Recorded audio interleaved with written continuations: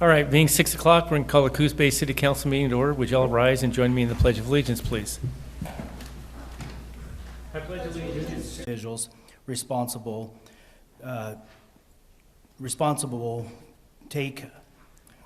offer parents and family to support the tools they need to help provide a healthy home for children. Tomorrow, locally, April 3rd, 2024, at 2 o'clock, will be the annual Pinwheel Day at the Kids Hope Center, where staff and volunteers will place pinwheels around the center. And so with that, I would like to invite Julie Marshall, who is the director of the Kids Hope Center, to come up, and she will read the proclamation. And if it pleases council, when she's done reading the proclamation, if you guys would approve of the proclamation designating April 2024 as Child Abuse Prevention and Awareness Month.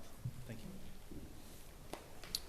Whereas nearly 5 children die every day in America from abuse and neglect, and whereas a high number of children ages 0 to 18 in Coos County, Oregon, are victims of neglect and abuse each year, and whereas based on the presidential proclamation, the month of April has been recognized as National Child Abuse Prevention Month, and whereas the victory over child abuse and neglect will not be achieved without the support of the entire community and the recognition of the importance of awareness raising to decrease incidents of abuse and support child abuse victims and their families, and whereas each April, Bay Area Hospital's Kids Hope Center and the other supporters of the child advocacy and abuse prevention movement ask community to join the outreach efforts to reduce and prevent child abuse.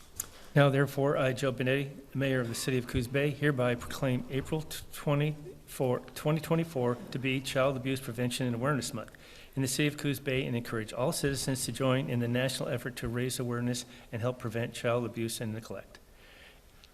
I need a motion and a second for approval, please. I move that we approve the proclamation designating April 2024 as Child Abuse Prevention and Awareness Month. Second. And it's been moved and seconded. So as the chief had mentioned, and I definitely appreciate Kids Hope and all you do for the children in our area. We're very fortunate to have this available for many unfortunate children. And tomorrow, April 3rd, I'll be there at 2 o'clock. I know that Mayor Engelke will also be there from the city of North Bend, and I hope others can also be there. And if you look around the area in our community, you'll see pinwheels. We have some out front, and there's many others throughout. So it's a wonderful way to recognize an unfortunate situation. But anyway, thank you for all you do, and thank you for reading that. And with that being the case, council, I'm going to call for the adoption of this. All in favor, say aye, please. Aye. Aye. Any opposed? Hearing that passes. Thank you so much. Thanks for coming. Thank you. Thank you. Okay, next item on the agenda is approval of National Library Week proclamation. And Sammy? Okay, National Library Week was first celebrated in 1958, providing the opportunity to acknowledge the critical role libraries play in communities. And libraries are welcoming places that bring the community together for entertainment, education, and connections. Today's libraries offer so much more than just books, including technology, support for job seekers, classes, and even Library of Things.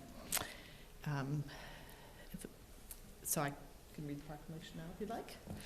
Please. I wanted, before we start doing that, I was remiss in mentioning that Councilor Matthews is virtual. So anyway, I just want to make sure everyone was aware of that. So Sammy, please continue. Okay. Whereas libraries offer the opportunity for everyone to connect with others, learn new skills, and pursue their passions no matter where they are on a life's journey. Whereas libraries have long served as trusted institutions, striving to ensure equitable access to information and services for all members of the community, regardless of race, ethnicity, creed, ability, sexual orientation, gender identity, or social economic status. Whereas libraries adapt to the ever-changing needs of their communities, developing and expanding collections, programs, and services that are as diverse as the populations they serve. Whereas libraries are accessible and inclusive places that promote a sense of local connection, advancing understanding, civic engagement, and shared community goals. Whereas libraries play a pivotal role in the economic development by providing resources and support for job seekers, entrepreneurs, and small businesses, thus contributing to local prosperity and growth. Whereas libraries make choices that are good for the environment and make sense economically, create thriving communities for a better tomorrow. Whereas libraries are treasured institutions that preserve our collective heritage and knowledge, safeguarding both physical and digital resources for present and future generations.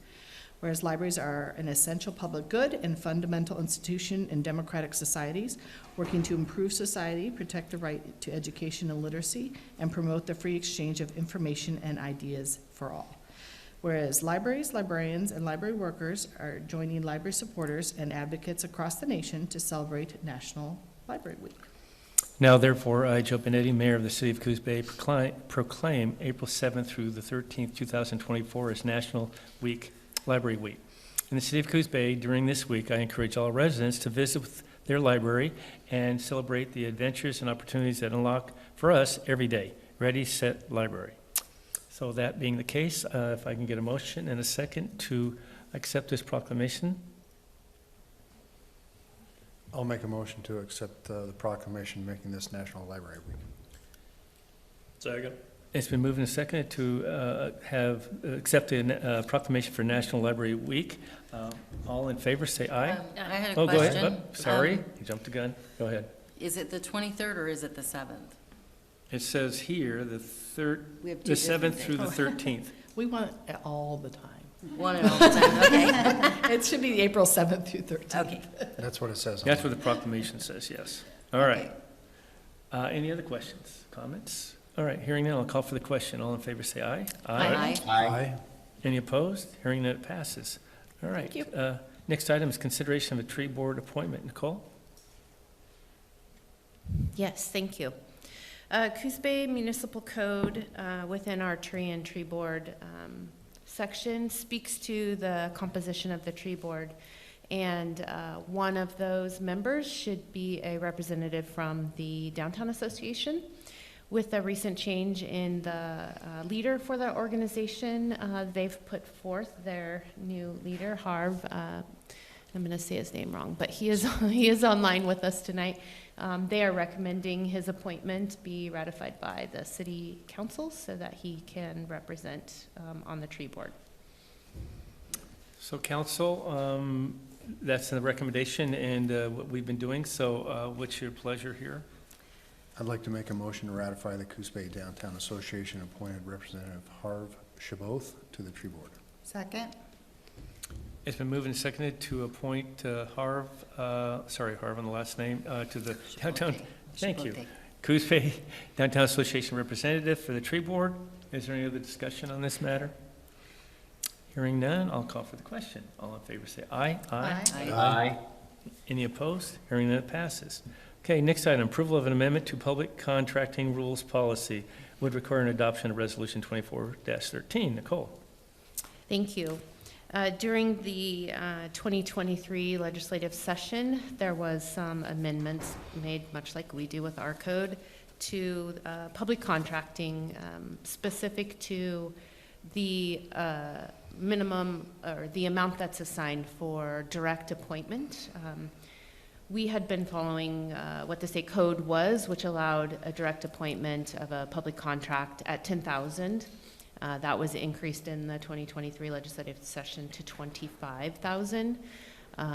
As we all know, the cost of doing public projects has only steadily increased, and it just makes administrative sense to make that adjustment in alignment with what the state is allowing.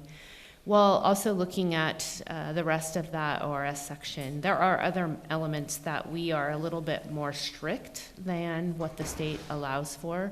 And while I think there is some benefit to that, we do want to have some internal discussions, and we may come back to you at a later date with some additional revisions that would closer either align us to the state or reduce our more strict code, maybe not meet where the state is at, but maybe get a little bit closer. So we're going to have those conversations internally first, and then if we do believe there's validity in doing that, we'll come back to you. But what's being presented tonight is just that amendment for direct appointment from 10,000 to 25,000.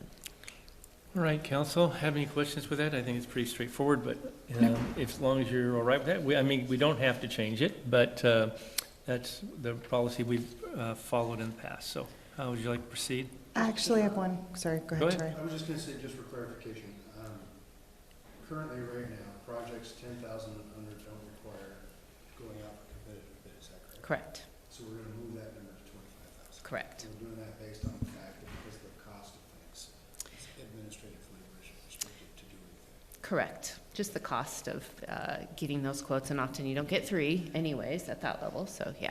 Thank you, that's all I have. Nicole, can you remind us of your spending authority as the city manager? I thought it was up to 25,000. So my signatory authority is at 75,000. Department heads okay. are at 25,000. Okay, And then it varies. Department heads set their own standards within their department. Generally, that's in a 5,000, 2,000 range, depending on their staff member. and as part of those internal conversations, is that what you potentially would bring forth, just a different? Possibly. Okay, It could be that. Yeah. Yeah. It could be individual signatory amounts. It could also be, the state right now allows up to 250,000 can be informal, not competitive. So we could bring that. We sit at 100,000. And so there is a vast difference there. And as we know, even the smallest projects are exceeding 100,000 right off the bat. So, okay, thank you very much. yeah. Any other questions for Nicole on this? Hearing none, how would you like to proceed on this resolution? I'll move to adopt Resolution 24-13, amending the City of Coos Bay's public contracting rules. I would second that. Okay, it's been moved and seconded to adopt Resolution 24-13. Is there any other comments or questions? Hearing none, I'll call for the question. All in favor say aye. Aye. Any opposed? Hearing none, it passes. Next item, consideration to enact ordinance establishing a multi-unit property tax exemption program. Mupti, Nicole. Yes, we are finally here. It's taken a little over a year to kind of get through this process.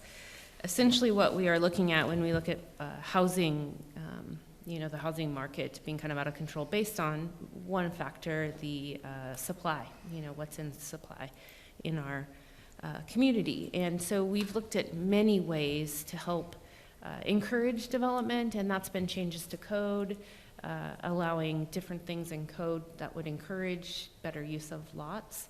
And this piece is an option that's available through state statute, which many communities have already put in place.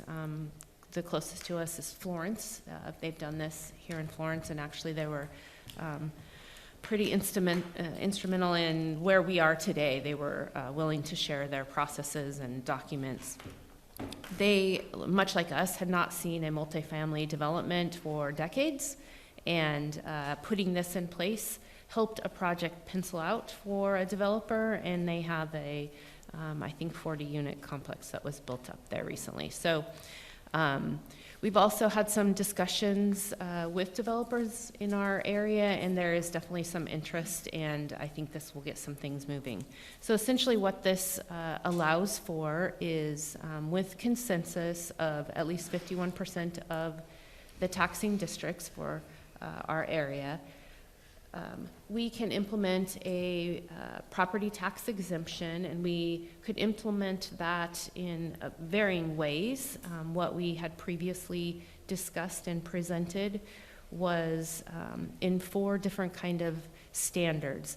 The first being that properties within a quarter mile of a fixed transportation route, and that's sticking to how ORS is set up. And we know in our community, we don't have public transit like many of the metro areas do, but we do have some, and so that is a space we could work within.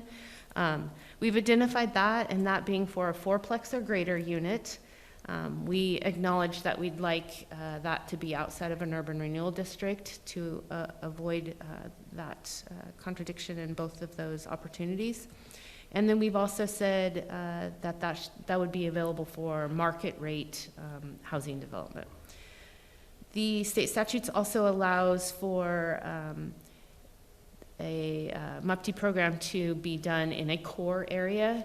The statute doesn't specify what core area is defined as, and so we looked at that, presented to you an option, and you came to a conclusion that our core areas would be our neighborhoods, East Side, Empire, and Inglewood. In those areas, we are asking, and you guys identified, support of a fourplex or greater, again, being in a market rate housing element.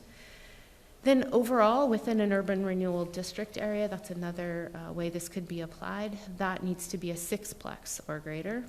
And then the final area, we acknowledged anywhere within the city limits you would be supportive of, but for low-income housing. The other piece of MUPTI that's important to keep in the back of our minds is this does require that the developer create their development with some community benefits, and there's a really long list of what that could look like. It could be open spaces that are accessible by the public. It could be laundry facilities on site for that development. It could be a bus stop on site that fits into the CCAT route. So there's a lot of options there. They need to pick 3. And then what this application process would entail is coming in for pre-planning, an actual application review, and potentially upon approval, they could get up to 10 years of property tax abatement for the cost of the development. The land still is taxed and is still distributed to the overlapping taxing districts. Part of our challenge in getting this moved forward was by the time we were ready to interact with the overlapping taxing districts, school was out. And so getting on the school board calendar was really tough last year. We were able to do that in January and then had a follow-up just here in March, in which they approved via resolution supporting this program. So the next step is us presenting here. It does require a public hearing because this is an ordinance. This would establish a new section of Coos Bay Municipal Code. We will also need to pass a resolution. All of those documents will then be filed with the assessor, which would make this an available program starting in 2025. Questions, council, for Nicole? I don't necessarily have a question, just a comment. Thank you to Nicole and the staff. We have been working for over a year, I think, to make this happen, and we've seen great examples in Corvallis and Florence of opportunities for more housing in the communities, and they've, as you said, Florence did a great job of helping. So I'm just really excited. I hope we do pass this ordinance, and I look forward to potential development in some areas that really need it. I'll just ramble on housing for a minute. Because of my work, I mostly talk about homelessness or mental health or drugs. So the housing need there is obvious. I mean, if we stabilize somebody in the mental health system, but we don't have housing to send them to, we're going to spin our wheels and cost more money, and that person's just going to suffer longer.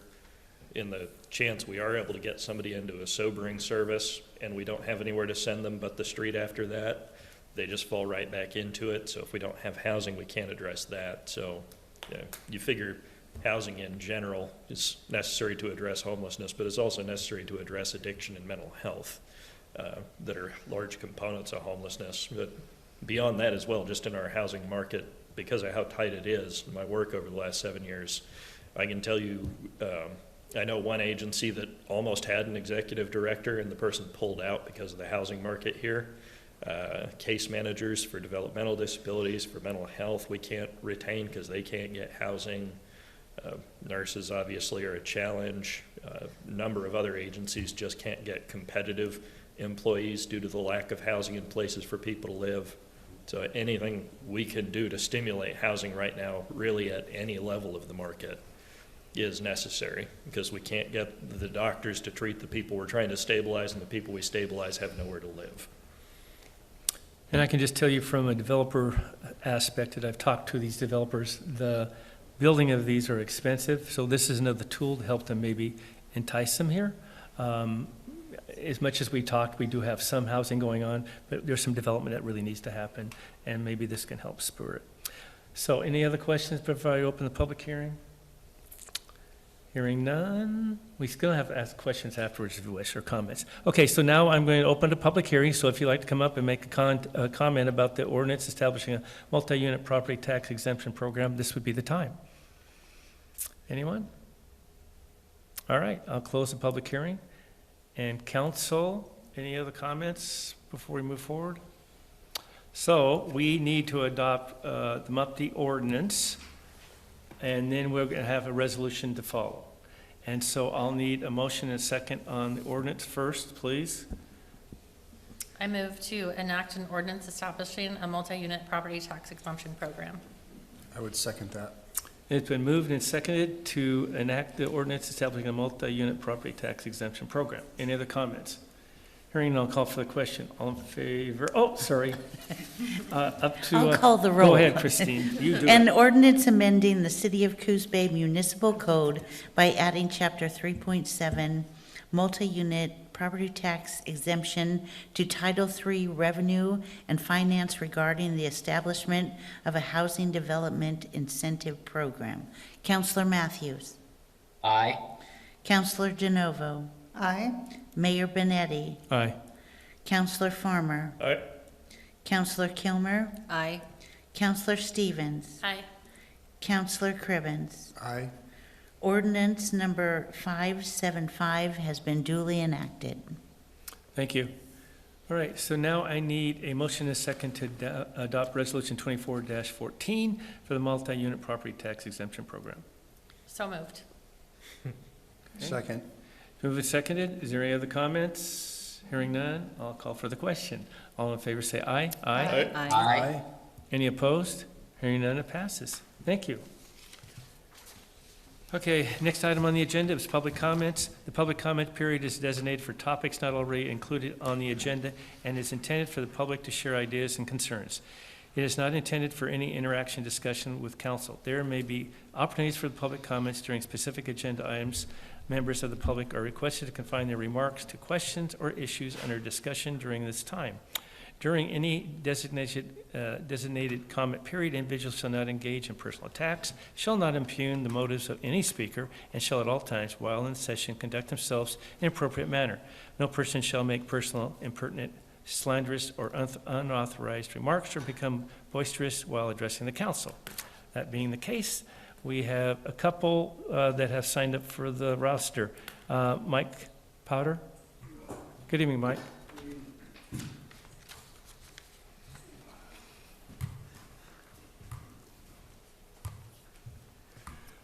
Mike Powder, Coos Bay. And tonight I have some handouts. Let me put this up here. I'm talking tonight about the piece of road on Central Avenue when you come off of Olympic Boulevard, Ocean Boulevard. That area there has always been a concern to me. I've almost got creamed several times. And last week, I think it was, I learned somebody got into a road rage situation. We got a bottleneck that goes up the hill there, and people jockey for position. It ended up in a road rage, carried on down Ocean Boulevard, somebody rear-ended or whatever, and everybody got upset. So I came up with a few suggestions on a sheet of paper here, where I suggest we just make that a 2-lane, and the whole area there needs addressing. But these were my thoughts, and I was going to pass these along, so these would be nice reading for you. Enjoy. The other thing, what we lack here in town, and we have some new parking lots going in, and one thing we lack is places to lock up a bike. If you do come down here, you go in anyway, a chance that you come out, your bike's not going to be there. The easiest, most simplest type of bike stand are these. They're called a staple. They handle 99% of all bikes, because all bikes are different. Today we have fat wheels, thin wheels, and the whole works. So I've given a couple of these, and these are just a basic staple. They're very inexpensive, and it might be a good idea to put them in the, I might have put my notes in there too. I think I left some of my notes.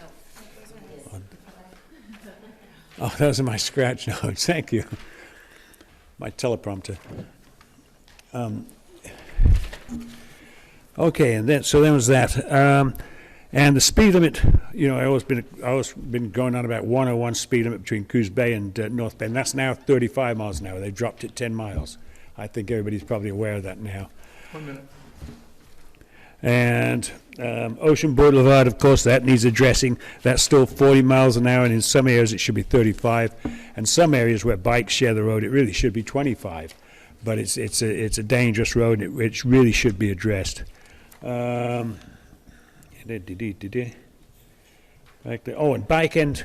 Around town, you see these bike end ends, bike lane ends. All of a sudden, if you're on a bike and you come to a bike lane ends, hello, it doesn't happen for roads. You know, you don't say road ends and then you're suddenly nowhere in your car. So one day I hope we start getting rid of those and start getting some decent bike infrastructure in the area. And that's about it for me. Thank you. Next item, or next individual, excuse me, is Chris Castleman.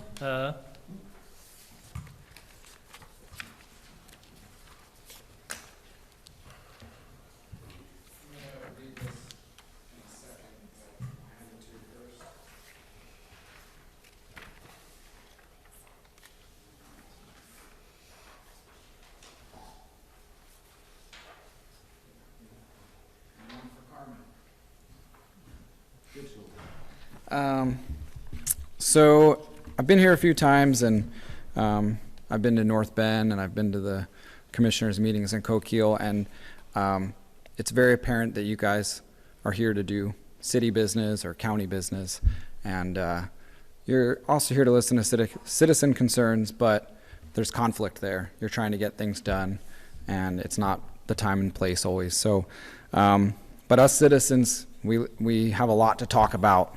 You know, sometimes we don't come to these for years, and we have it all bottled up inside of us, and we have a lot more than 3 minutes to say. So I kind of thought with some friends we could get together and kind of find a compromise. So I called that compromise the Coos County Citizens Council. We're going to meet. Right now we're thinking of doing it like twice a month and running it kind of like a council meeting where we have people up that kind of make decisions and kind of guide things and guide conversation and guide an agenda and have a bunch of people show up. And we even had a public comment section. So we had our first meeting last week at the library. It's really awesome that the Coos Bay Library provides that space. It's not free because it's from tax dollars, but it was free to me. So that was pretty cool. Anyway, so our first meeting, we had about 50 people there, and it was about 2 hours. We live streamed it, so if you guys want to go on the Facebook page, you can watch it. You don't have to watch the whole 2 hours. It kind of got a little boring at the end. Public comment. Anyways, it was pretty cool, though. I don't know if you guys are into that sort of thing, but it was pretty neat to be able to have citizens come together on like a whole range of issues, and like there was some back and forth and lots of questions asked and lots of questions answered. And it was pretty well done, I thought, but I'm a little biased. But anyways, so we put this letter together because one of the main concerns was the Devereaux Center. God, that's annoying. It's one of the main concerns was the Devereaux Center. I know you guys have heard that, but we're trying to be like constructive, you know, and like actually get something accomplished. So we came up with like 4 main things that we would like the Devereaux Center to change about their operation. They're a private organization, so you know, we can't really force them to do anything, and neither can you. But we felt like if they were trying to be good neighbors, they might change some of these things that they do, how they operate. Can I beg for some more time to be able to read this, and then I won't talk after it? No? No, it's 3 minutes, Chris. You know that. I'm sorry. If you wanted more time, we could put an agenda item on it or something like that, and you could. I mean, it's like a page and a half. I just think it's important to have it be heard. Yeah. Okay. It's been posted and yeah, we All right. were aware of this. Our city manager made sure we were informed of it beforehand. So in fact, so we're Well, aware I of think the we'll comments, we'll have to agree to disagree, but I do think it's pretty lame that it was a very short meeting, and I wasn't able to read this, but maybe I talked too much, I guess. Three minutes was a lot for me to talk. So thank you for allowing this meeting to be held. Thank you. All right, we're now to the point, city manager report. Thank you. I was just going to update a couple of projects. The Wave Break and Boat Dock in Empire. We are working hard to hopefully meet our goal of getting those both in the water this month. So hoping we're able to stick to schedule with that. We just had our meeting today with both Public Works and Community Development division heads, kind of talk about projects, so this is kind of coming from that. And I just wrote down the things that I thought were important to share, but there's lists, and I'm happy to share those at any point in time if you want to see the work. But potholes, we've done 182 this year so far. Empire Blueprint Project, we have our next committee meeting on April 10th. Our goal is to come back with a joint Planning Commission and Council work session at your April meeting. Hopefully meeting that time frame then for adoption of the blueprint in June. That's within that 1 year goal we were trying to meet to get that project finished out. And then the last thing that I was just going to share, not really related to projects, but the Prefontaine track meet is this weekend at Marshfield High School, and there are, gosh, I don't know, 20-some teams that usually attend that. It's a pretty big event. It's, it's a Rotary sponsored event, so we some of us will be out in what I understand will be rainy weather. Yeah, that was all I had. All right. Council comments. Drew? Sure. Just quick updates on a couple projects. The National Guard site, not going to be able to get, but I am still talking with them because they want to do more outreach into communities. They had just started those talks internally, broadly, when I got a hold of them. So I'm seeing what they can do for us first if we get to be at the front of the list.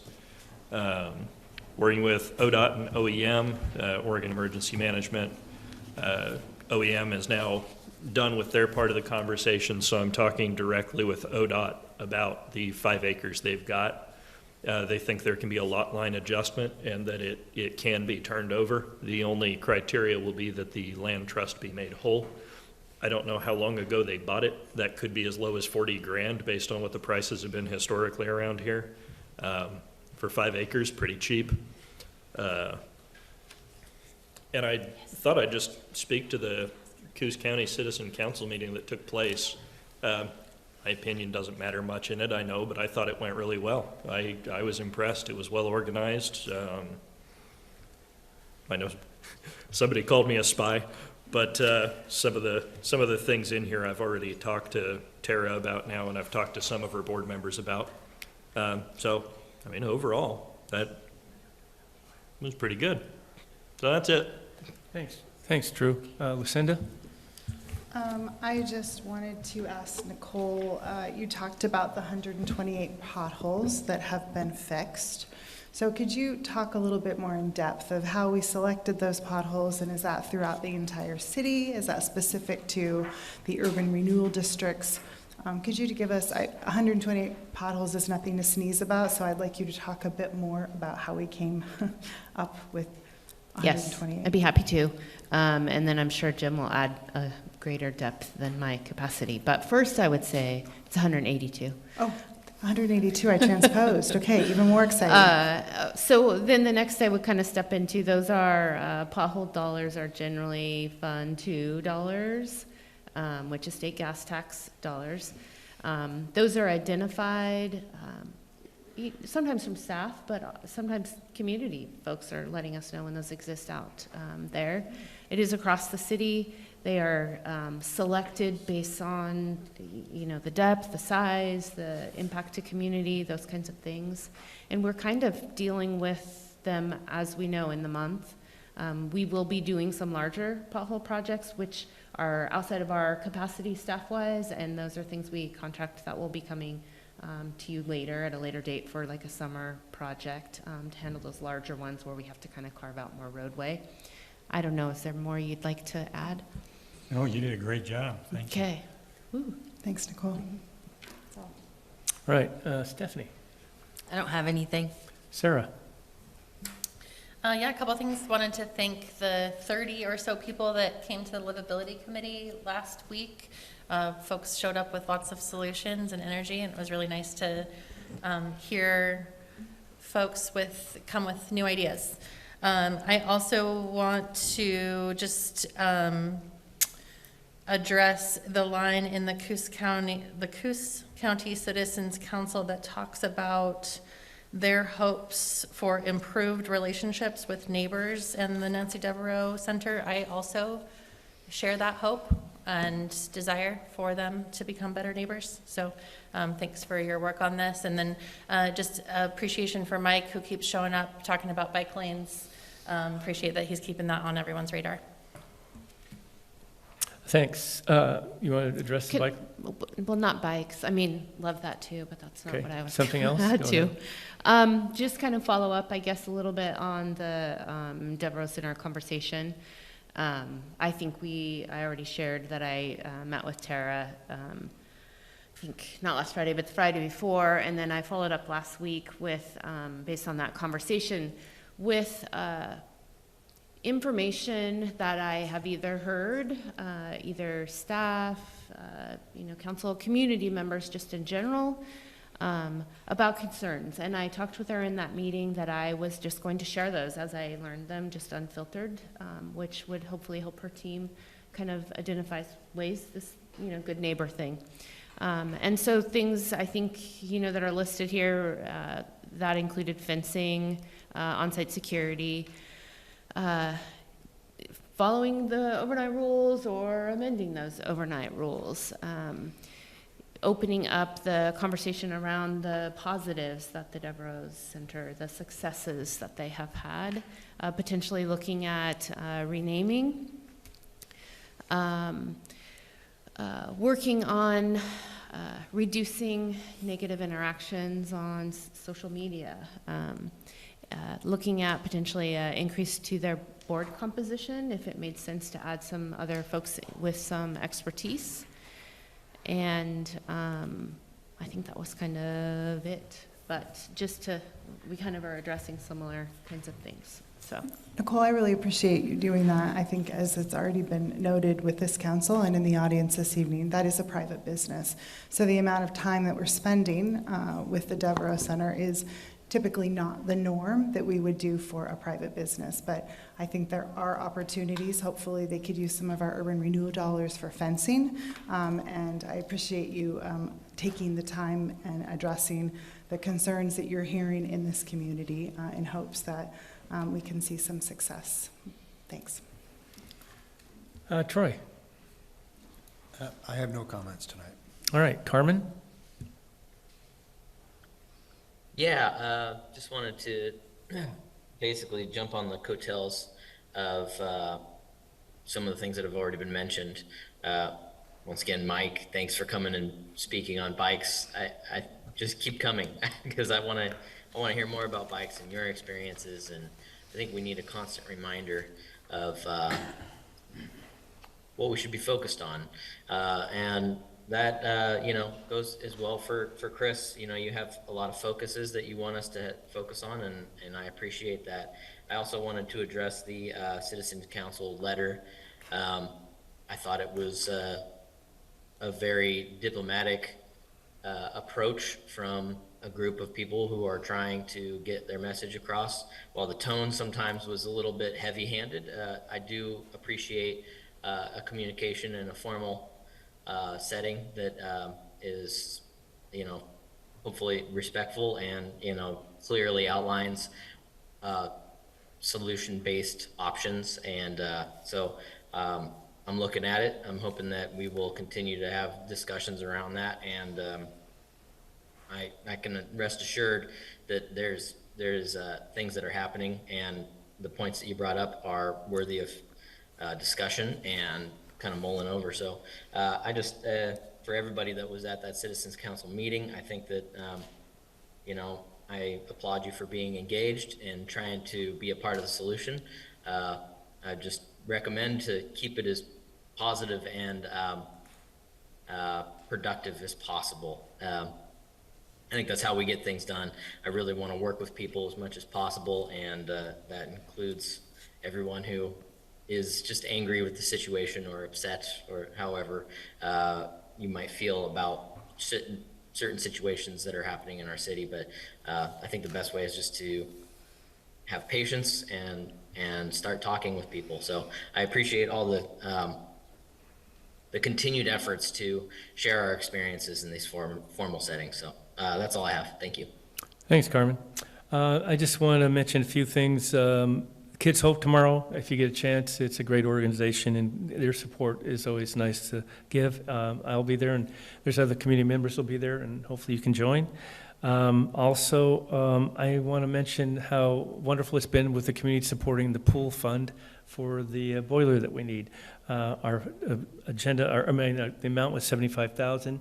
We're at 60, but we'll be over 70 by the end of the week, and we might even have more than that. So that's really a community effort stepping up. I really appreciate that. And I know it's just not Coos Bay donating to this, it's the community. So it's really appreciated because it's something that's used by the community. So it's nice to see everyone rally.